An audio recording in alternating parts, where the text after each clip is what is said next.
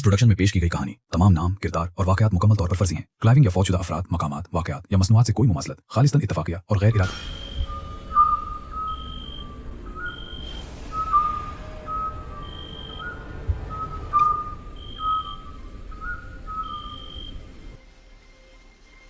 ये कहानी है बनूर गांव की। ऐसा गांव जो नक्शों में तो मौजूद है, मगर रात के बाद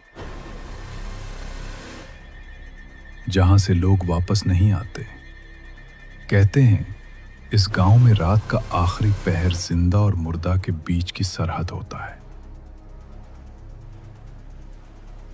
और जो इस सरहद पर पहरा देता है वो इंसान नहीं रहता।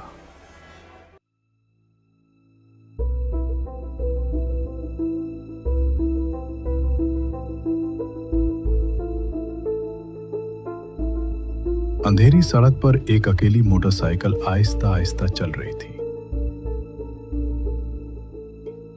सवार था अरसलान, शहर का रहने वाला, हुकूमत की तरफ से नया तैनात किया गया रात का चौकीदार। लोग बिलावजह कहानियां बना लेते हैं, बस एक गांव ही तो है। उसने खुद से कहा। सड़क के दोनों तरफ ऊंचे दरख्त ऐसे खड़े थे जैसे किसी अदालत में खामोश गवाह हों।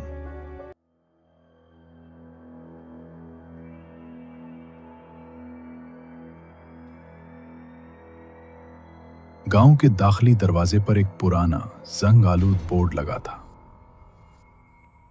गुरूब के बाद रुकना मना है। अरसलान हंसा। क्लासिक देहाती ड्रामा। मगर जैसे ही वो अंदर दाखिल हुआ, अचानक ठंडी हो गई। मोटरसाइकिल खुद ब खुद बंद हो गई। दूर कहीं एक घंटी बजी। गांव के चौक में एक बूढ़ा आदमी लालटेन हाथ में लिए बैठा था।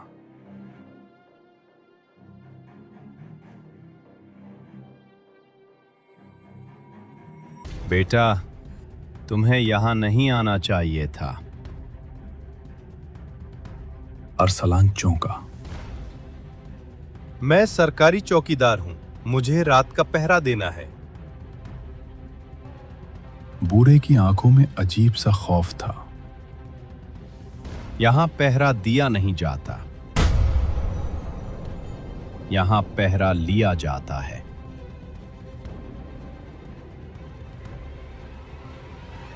रात 12 बजे पूरा गांव साकित था। कोई कुत्ता नहीं भौंक रहा था, कोई चिराग जलता नजर नहीं आ रहा था।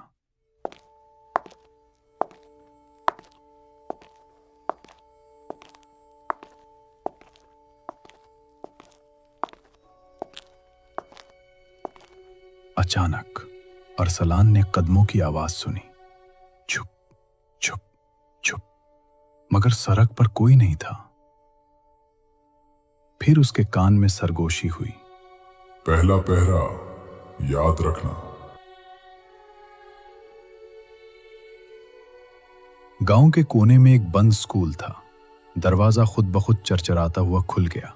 अंदर तख्ता सियाह पर सफेद चाक से लिखा था, यहां से कोई नहीं जाता।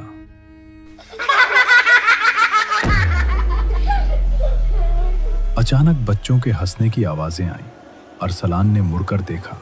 तमाम बेंचों पर खाली यूनिफॉर्म रखे थे, सर नहीं थे।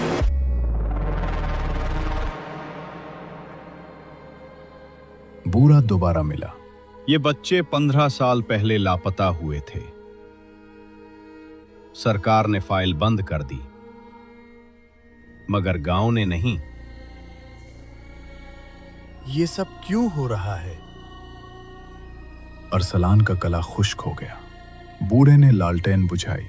क्योंकि अब तुम आखिरी पहरेदार हो। रात 3 बजे कब्रिस्तान से आवाज आई।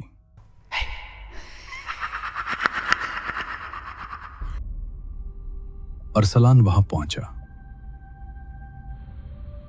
तमाम कब्रें खाली थीं। जमीन पर चौकीदारों की वर्दियां पड़ी थीं। हर वर्दी पर एक ही नाम लिखा था, अरसलान। बूढ़ा अब जवान नजर आ रहा था।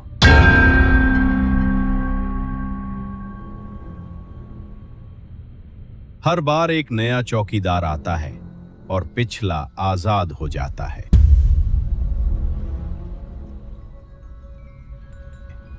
ये गांव जिंदा रहने के लिए एक पहरेदार मांगता है। अरसलान चीखा। मैं इनकार करता हूं। बूढ़े ने मुस्कुराकर लालटेन उसे पकड़ा दी।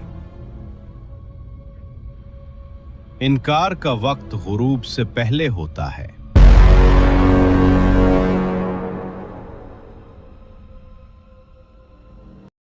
रात के 11 बजे का टाइम हो चुका था। आलिया, हारिस और आयशा अपनी गाड़ी से अपने एक फ्रेंड की शादी का फंक्शन अटेंड करने के लिए जा रहे थे। जिस सड़क से वो जा रहे थे वहां पर पास में कोई भी गाड़ी नजर नहीं आ रही थी। पूरी सड़क ऐसे हाली थी जैसे यहां पर कोई उन्होंने हुई थी। आलिया और आयशा पीछे बैठी हुई थी जबकि हारिस गाड़ी चला रहा था। गाड़ी एक जीप टाइप थी जो कि ओपन थी। पूरी जगह पर गाड़ी की रोशनी और चांद की रोशनी सिर्फ नजर आ रही थी। उसके अलावा ना ही उसके पास कोई घर, कोई दुकान जैसी कोई चीज ना थी। उस पास कुत्तों के भौंकने की आवाज आयशा और आलिया को और भी डरा रही थी। यार, ये नशा के घर वालों को भी रात का ही टाइम मिला था क्या? दिन का क्या टाइम नहीं होता? उन्हें पता भी है कि उनके रास्ता कितना सुनसान और उसमें कितना बड़ा जंगल पड़ता है। उन्होंने भी नाइट का प्रोग्राम रखा है। ऊपर से ये जंगल कितना डरावना लग रहा है। ऐसे लग रहा है कि कोई हमें आवाज लगा रहा हो। और राहिल, तुमने तो गाड़ी भी ऐसी ली है जो कि बिल्कुल ओपन है। मुझे तो अभी ऐसा लग रहा है जैसे अभी कोई जानवर मेरे ऊपर छलांग लगा दे। जंगल के बीचों बीच गाड़ी रेंगती हुई आगे बढ़ रही थी। ऊपर आसमान पर चांद आधा छुपा हुआ था, जैसे खुद भी उस मंजर को देखने से डर रहा हो। दरख्त इतने घुने थे कि हेडलाइट्स की रोशनी चंद फुट आगे जाकर निगल ली जाती। यार, रफ्तार थोड़ी कम करो, मुझे अच्छा नहीं लग रहा। आयशा की बात खत्म होते ही गाड़ी में एक अजीब सी खामोशी छा गई। हवा अचानक ठंडी हो गई। हालांकि गर्मियों की रात थी। आलिया ने बाहर झांका। दरख्त इतने करीब थे कि ऐसा लग रहा था जैसे सड़क को दबोच लेंगे। तुम लोगों ने गौर किया? आलिया ने धीमी आवाज में कहा। अब काफी देर से कोई परिंदा, कोई कीड़ा कुछ भी बोल नहीं रहा। हारिस ने स्टीयरिंग मजबूती से पकड़ लिया। ये जंगल है, शायद रात में ऐसा ही होता है। इसी लम्हे ठक कुछ गाड़ी के पीछे गिरा। आयशा चीख पड़ी। रोको, किसी चीज ने गाड़ी को टच किया है। हारिस ने फौरन ब्रेक लगाई। गाड़ी रुकते ही जंगल की खामोशी और गहरी हो गई। तीनों सांस रोके बैठे थे। कोई है? हारिस ने जोर से कहा। जवाब में खिस खिस, जैसे कोई झाड़ियों में चल रहा हो। आयशा का हाथ आलिया की कलाई में जम गया। मुझे यहाँ कुछ ठीक नहीं लग रहा। हाँ, मुझे भी यहाँ पर कुछ भी ठीक नहीं लग रहा। जब से यहाँ पर आए हैं डर और भी ज्यादा लगने लग पड़ा है। मैंने तो वैसे भी नहीं इन्ना था, लेकिन क्या करूं, फ्रेंड की शादी है। फिर वो ये ना कहे कि तुम मेरी शादी में क्यों नहीं आए। अचानक दरख्तों के बीच एक मध्यम सी रोशनी नजर आई। फिर दूसरी, फिर तीसरी। आलिया ने इशारा किया। वो देखो, शायद शादी वहीं है। जंगल के अंदर कुमकुमे लगे हुए थे। ढोल की मध्यम आवाज आ रही थी। बिल्कुल शादी जैसा माहौल। आयशा ने हैरानी से कहा, यहाँ इतने अंदर? लेकिन अब वापसी का रास्ता भी साफ नजर नहीं आ रहा था। हैरान तो तीनों थे, मगर आयशा और हारिस ने चूक कर उधर देखा। और तभी हारिस कहने लगा, अरे ये क्या, शादी तो जंगल के बाहर थी, लेकिन ये यहाँ पर किसकी शादी हो रही है? शायद हो सकता है कि हम जंगल यहाँ पे ये जंगल के पास ही हो, यहाँ पर कोई शॉर्टकट रास्ता हो जो कि हमें यू टर्न ना लेना पड़े। हम यहीं से चले जाते हैं। तीनों गाड़ी से उतरे। जैसे जैसे वो रोशनी की तरफ बढ़े, दरख्त पीछे हटते जा रहे थे, जैसे रास्ता खुद बन रहा हो। सामने एक बड़ा सा खेमा था। लोग अंदर बाहर आ जा रहे थे। सबके चेहरे मुस्कुराते हुए थे, मगर आंखें बिल्कुल खाली। एक आदमी ने हारिस से कहा, मेहमान आ गए हैं, देर हो गई थी। आयशा ने आहिस्ता से आलिया के कान में कहा, क्या तुमने देखा? इन सब के कपड़े बहुत पुराने हैं। हाँ, मैंने भी यही देखा। और तुम उनके चेहरे देखो, ऐसा लग रहा हो जैसे कि ये इंसान नहीं। दोनों की बात सुनकर हारिस उनसे कहने लगा, अरे वो तो सब छोड़ो, मुझे लगता है हम कोई इंसानों की शादी में नहीं आए। वैसे तुमने उनके चेहरों की तरफ देखा? उनके कपड़े जैसा कि तुम बोल रही हो, और ये ऐसा लग रहा है कि ये शादी कभी खत्म ही नहीं होगी। अब से हम बैठे हैं, ना तो दुल्हन आ रही है और सब वैसे के वैसे ही बैठे हुए हैं। इन तीनों को क्या पता था कि जिस शादी में बैठे हैं वो खत्म नहीं होने वाली। वो तो हर रोज किसी ना किसी के इंतजार में रहते हैं। तभी हारिस की बात सुनकर आयशा कहने लगती है, वैसे मैं एक बात कहूँ, मैंने सुना है या शायद किसी किताब में पढ़ा है, मेरे जहन में नहीं आ रहा। मैंने पढ़ा था कि इसी जंगल में जहाँ पर अब हम हैं, हर इतवार की रात को यहाँ पर एक शादी होती है। एक लड़की की जिससे शादी होनी थी, वो लड़का लड़की से सिर्फ जायदाद के लिए शादी करने वाला था। लड़के ने बावर्ची से मिलकर सब बारातियों के खाने में जहर मिला दिया था, जिसे खाने के बाद सभी वहीं पर ही मर गए। मैंने सुना है तब से हर रोज वहां पर एक शादी होती है। कहीं हम इसी शादी में तो नहीं अगे? आयशा की बात सुनकर आलिया और हारिस दोनों के रोंगटे खड़े हो गए।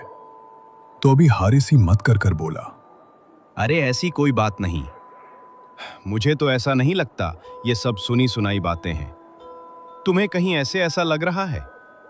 ये सब इंसान ही तो हैं, थोड़े से डरावने लग रहे हैं, लेकिन तुम्हें कहां से लगता है कि ये भूतों की शादी है? अंदर ढोल बज रहा था, खाना लगा हुआ था, मगर जब आलिया ने सालन की प्लेट उठाई, वो बर्फ की तरह ठंडा था। इसी लम्हे दुल्हन लाई गई। आयशा की चीख निकलते निकलते रह गई। ये हमारी फ्रेंड नशा नहीं है? अरे हाँ, ये तो निशा नहीं है, ये तो हमारी फ्रेंड नहीं। कहीं तुम सच तो नहीं कह रही थी? क्या पता वो कहानी सच ही हो। अरे उसका चेहरा तो देखो, ऐसा तो लग ही नहीं रहा हम किसी इंसान की शादी में हैं। मुझे तो पहले यही लग रहा था कि हम निशा की शादी में आए हुए हैं, या तो फिर किसी और इंसान की शादी है। लेकिन अब मुझे यकीन हो गया है, हम इंसानों की शादी में नहीं हैं। अरे हाँ, ये तो कोई और ही है। चलो निकलो यहाँ से, हम चलें। दुल्हन का चेहरा सफेद, आंखें सियाह और होंठों पर ऐसी मुस्कुराहट जो इंसान की नहीं हो सकती। दुल्हन ने नजरें उठाईं और सीधा आयशा को देखा। उसकी आवाज एक साथ कई आवाजों जैसी थी। तुम लोगों को देर हो गई, निकाह का वक्त हो चुका है। अचानक खेमे के सारे दरवाजे बंद हो गए। कुमकुमे खुद ब खुद बुझने लगे। अब मेहमानों के चेहरे बदल रहे थे। किसी की गर्दन लंबी हो रही थी, किसी के पांव उल्टे मुड़ गए। हारिस ने चीख कर कहा, दौड़ो। जैसे ही वो बाहर निकले, वहां कोई खेमा नहीं था, सिर्फ जंगल और गाड़ी। और पीछे से वही आवाज आई, जिनों की शादी में आने वाले खाली हाथ नहीं जाते। आयशा ने अपनी हथेली देखी। उस पर मेहंदी का ताजा निशान बन चुका था। आलिया के कान के पास किसी ने सरगोशी की, अब तुम तीनों का रास्ता हमें याद रहेगा। गाड़ी खुद ब खुद स्टार्ट हो गई और जैसे ही वो जंगल से निकले, पीछे से जोरदार कहका गूंजा जो इंसान का नहीं था।